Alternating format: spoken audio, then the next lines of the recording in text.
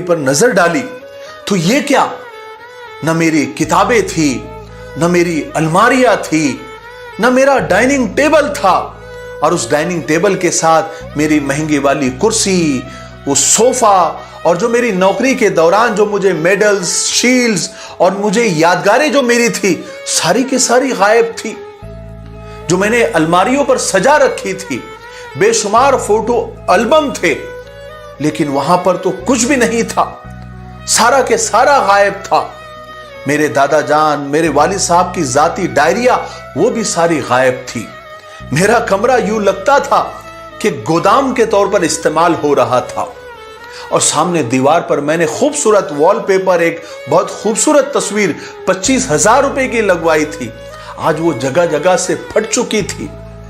मैं बहुत मायूस होकर लाइब्रेरी से निकल आया, नीचे ग्राउंड फ्लोर पर आया। मेरी बीवी अकेली किचन में काम कर रही थी। मैंने उसे देखा तो 10 बरसों में वो इतनी तब्दील हो गई थी, उसके बाल सफेद हो गए थे। उसको देखकर मेरे आंखों से आंसू निकल आए।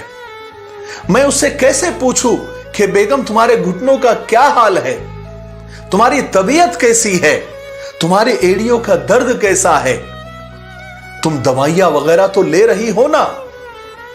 मैं जब जिंदा था तो उसके लिए बाकायदा दवाइयां लेकर आता था, फल और फ्रूट लेकर आता था।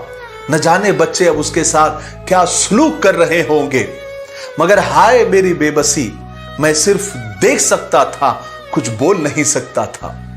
इतने में फोन की घंटी बजी। मेरी बीवी बहुत देर तक फोन पर बातें करती रही। जो इस लंबी गुफ्तगू और बातचीत जो मैंने समझा वो ये था कि बच्चे यानी मेरी औलाद इस घर को बेचना चाहते थे, और उनकी मां अपोज कर रही थी, मुखालिफत कर रही थी कि वो कहां रहेगी, और बच्चे जिद पर अड़े हुए थे और कह रहे थे कि अम्मी आप टेंशन मत लो, आप हमारे साथ रहेगी।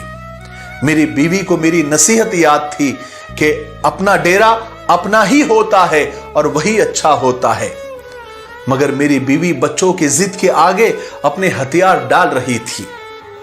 गाड़ी का मालूम हुआ कि वो बेची जा चुकी है।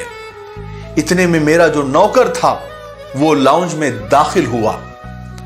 अब ये जो नौजवान जो नौकर था, अब वो अधेड़ उम्र का लग रहा था, लेकिन उसका लिबास देखकर मैं ठिठक कर रह गया। उसने मेरा कीमती लिबास, ब्रांडेड कमीज जो मैंने हांगकांग से खरीदी थी वो पहनी हुई थी। नीचे वो पतलून थी जिसका फैब्रिक मैंने इटली से खरीदा था।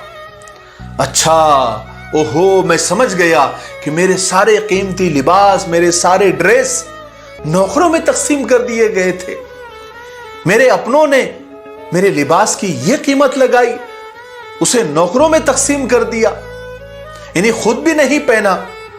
मैं 1 साल तक लोगों की निगाहों से गायब रहकर सबको देखता रहा।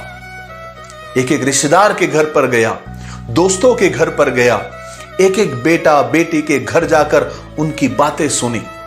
कहीं पर मेरा तस्किरा नहीं, कहीं पर मेरी याद नहीं। किसी ने इसाले सवाब के लिए एक बार दरूद शरीफ तक नहीं पढ़ा, चारों कुल तक नहीं पढ़ा, किसी ने आयतल कुर्सी तक नहीं पढ़ी। मुझे बड़ा अफसोस हुआ, मैं धाड़े मार मार कर रोने लगा। मुझे किसी की बात याद आई कि एक माँ बाप के लिए सबसे अच्छी विरासत उसकी नेक औलाद होती है, लेकिन मैं नाकाम रहा। अपनी औलाद की तरबियत में मैं शायद नाकाम रहा।